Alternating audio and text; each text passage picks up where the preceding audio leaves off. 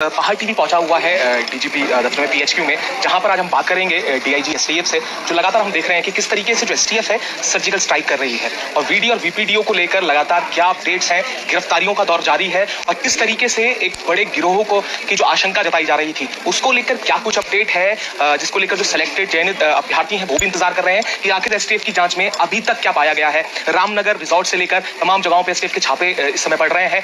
अभी मौजूदा वर्तमान में क्या है, क्योंकि आरएमएस द्वारा जो प्रिंटिंग प्रेस थी वहां पर अन्य पेपर भी कराए गए थे अन्य कॉलेजेस में, विश्वविद्यालयों में, आखिर उनका क्या अभी इस समय एसटीएफ को क्या उसमें मिला है, क्या अपडेट्स हैं, वो सारी अपडेट्स आपको देंगे। तो सीधा डीआईजी साहब के पास चलते हैं, उनसे बात करेंगे और जानेंगे कि एसटीएफ की जो सर्जिकल स्ट्राइक है और आखिर कितने लोग इसमें शामिल हैं और आखिर कितनी एजेंसीज हैं और क्या कुछ निकल कर आता है, क्या कुछ अपडेट्स हैं। तो सीधे डीआईजी साहब के पास चलेंगे, उनसे बात करेंगे कि क्या कुछ है वीपीडी और वीडियो को लेकर।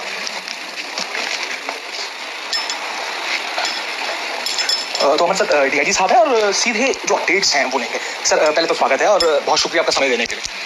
सर एक बड़ा प्रश्न है सर, इस समय जो चयनित अभ्यर्थी हैं वो भी इंतजार कर रहे हैं और वो लोग भी जिनका सिलेक्शन नहीं हो पाया है। एसटीएफ लगातार सर्जिकल स्ट्राइक कर रही है, लगातार गिरफ्तारी हो रही है। सर क्या कुछ अभी वर्तमान में स्टेटस है सर?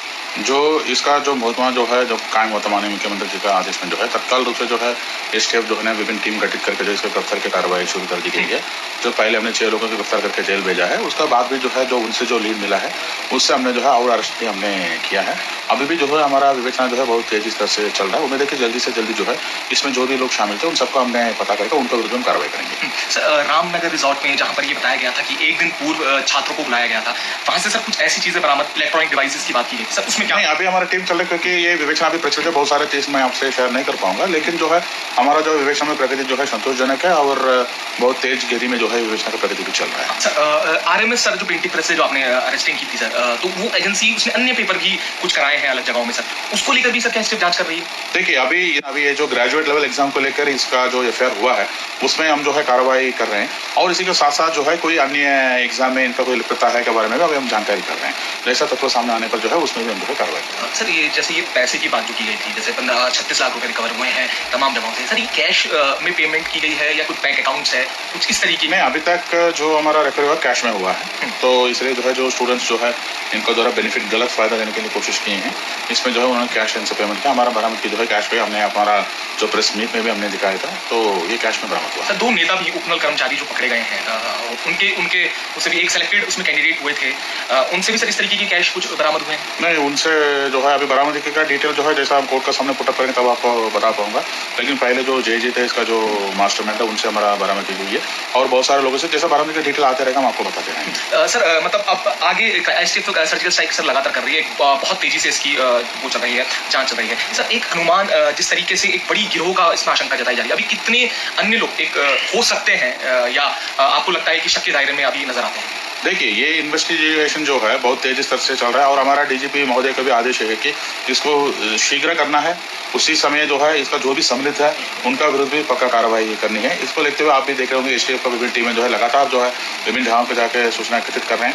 अभी तक जैसा हमने सोचा था उससे और कुछ लीड मिलते मिलते ये थोड़ा सा हमें और आगे बढ़ने के लिए चल रहा है। इसमें हम कोई अंदाज से हम कोई फिगर नहीं दे पाए क्योंकि ये सब चीज़ हमें फैक्टुअली भी कनेक्ट करना है, क्योंकि इस परीक्षा का जो है बहुत सारे बच्चों ने जो है मेहनत करके जो है इसमें सफल पाए गए हैं, तो उनका भविष्य भी ख्याल रखते हुए हमें कोई स्पेकुलेटेड इन्फॉर्मेशन शेयर करना उचित नहीं रहेगा। लेकिन हम इतना आश्वासित कर सकते हैं कि पहले भी जो एग्जाम्स हुए हैं उत्तराखंड में जो फॉरेस्ट गार्ड का परीक्षा का उत्तराखंड पुलिस ने इन्वेस्टिगेट किया है, तो उसमें भी हमने एग्जैक्ट नंबर पे पहुंच पाया जो है जिन्होंने गलत किया है उनका विरुद्ध कार्रवाई और जिन्होंने जो है सही किया है उनका जो हमने न्याय दिलाया, उस टाइप का ही जो है इसमें भी जो है जो इसमें गलत किया है उनको हम नहीं छोड़ेंगे और जो बच्चे अपने मेहनत से जो है ये इसको सफल पाए उनको भी हम जो है ख्याल रखेंगे। सर हाँ, ये बड़ा सवाल आपने किया सर, ये क्योंकि आप भी जब आपने अपनी आईपीएस और ये तमाम चीज़ों की वो की होगी, सिविल सर्विसेज की तैयारी की होगी, सर एक उम्मीद रहती है अभ्यर्थियों को भी, तो क्या सर परीक्षा रद्द होने की भी बात एक इस समय उठ रही है और इस तरीके आप कह रहे हैं कि उनका भी ख्याल रखा जाएगा चयनित वालों का? तो ये नहीं, ये मैं इसलिए कह रहा हूँ जैसा उत्तराखंड का जो फॉरेस्ट गार्ड का एग्जाम ने किया था हमने परीक्षा का पूरी तरीके से रद्द होने नहीं दिया, मतलब कि वो तो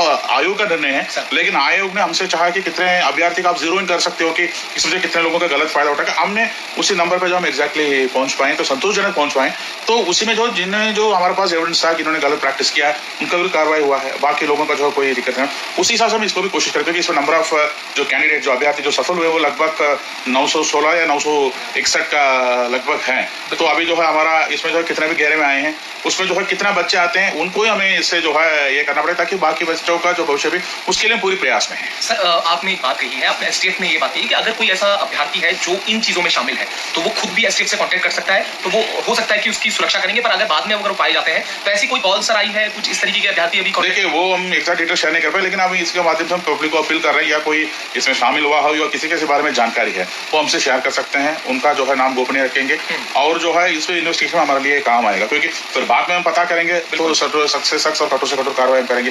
लेकिन किसी ने इस तरीके से गलत तरीके को अपनाया है वो अपने आप आके बताएंगे तो उनके लिए वो जो है ठीक है। तो सर लगभग मतलब इस पे तो जांच का बड़ा इशू है, जैसे आप कह रहे हैं कि अभी तथ्य आप कोर्ट में भी रखेंगे, तमाम चीजें रहेंगी, कितना लंबा समय सर? क्योंकि एक दो प्रश्न है, क्योंकि कई वर्षों से सर अभ्यर्थी जो है इंतजार कर रहे थे, जो सिलेक्ट नहीं हो पाए वो भी इस समय दुखी हैं, जो सिलेक्ट हुए हैं मेहनत करके वो भी इस समय दुखी हैं। कितना लंबा सर अभी समय? देखिए ये भी एक स्पेकुलेटेड आंसर हो जाएगा, जैसा मैं समय में बता क्योंकि इन्वेस्टिगेशन के लिए जो है समय सीमा तय करना जो है बहुत एक कठिन काम है, फिर भी हमारा पूरा कोशिश है, हम तो लगातार जो कि इसका जो निरंतर मॉनिटरिंग हमारे डीजीपी महोदय द्वारा रोज का लेवल पे किया जा रहा है और हमारे एसएसपी एसटीएफ भी जो है लगातार इसमें फील्ड में हम भी रोज मीटिंग करते हैं इसमें जो है, तो उम्मीद है कि जल्दी से जल्दी हम इसमें निष्कर्ष में आ जाएंगे। हमारा प्रयास यही रहता है कि जल्दी से जल्दी इसका निष्कर्ष में आना है और कितना क्लोज हम जो है इसमें हम एक प्रेडिक्ट कर सकेंगे कि कितने बच्चे इसमें गलत किया है और उनको चिन्हित करके उनको इससे हटाना है और जो बच्चे सही मेहनत से इसको फल पाए उनके लिए फायदा मिलना चाहिए। कई बड़े नाम भी हो सकते हैं सर शामिल, ऐसी कुछ उम्मीद कर सकते हैं बड़े नाम? जैसे इन्वेस्टिगेशन में तत्व आएगा तो उससे आधार पर कार्रवाई करेंगे। सर एक अपील भी आपने जैसे कह रहे हैं, एक अपील हम भी चाहेंगे क्योंकि पूरा उत्तराखंड के समय अभ्यर्थी आपको देख रहे हैं जिन्होंने पेपर दिया भी है,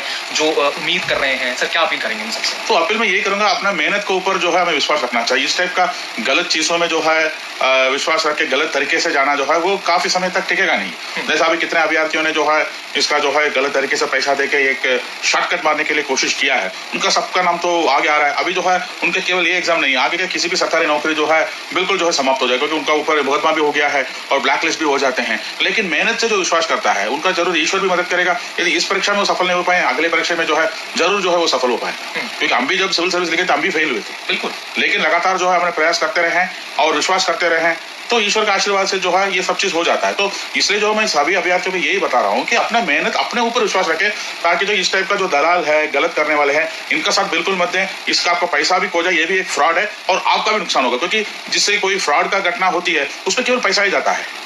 पैसा हो सकता है विवेचना के बाद आपको मिल जाएगा, लेकिन इसमें आपका पूरा कैरेक्टर समाप्त हो जाता है। जब कैरेक्टर समाप्त हो जाता है उसके बाद आपका जिंदगी में कोई बचा ही नहीं है। कैसे आप प्राइवेट बिजनेस भी शुरू करेंगे तो लोग ये सोचेंगे कि अरे तो गलत तरीके से किया, सेलेक्ट हुआ था, तो उससे भी स्टिग्मा बन जाता है। उसी से जो हमें बचना चाहिए, अपना मेहनत के ऊपर ये करिए। हमारा सरकार भी जो हमारा इसमें रोजगार बढ़ाने के लिए बहुत सारे एग्जाम्स कंडक्ट कर रहे हैं, मेहनत से काम करेंगे तो जल्दी जरूर उनका जो है सफलता मिलेगा। सर जैसे आपने कहा अभ्यर्थियों को ब्लैकलिस्ट किया जा रहा है, उन लोगों को भी जैसे भविष्य में कुछ नहीं कर पाएंगे। जो एजेंसीज हैं सर, जैसे आरएमएस का अभी भूमिका एक संदिग्ध नजर आ रही है, प्रिंटिंग प्रेस की जैसे बात की, तो उन पर भी क्या ब्लैकलिस्टिंग की कार्रवाई एसटीएफ ने बोला है कि इससे आगे नहीं? देखिए एसटीएफ जो है दो तरफ हमें कानूनी कार्रवाई करेंगे, लेकिन ब्लैक लिस्टिंग का कार्रवाई वगैरह जो है वो आयोग का पहलू में आता है, जो उसमें आयोग जो है बेहतर जवाब दे पाएंगे।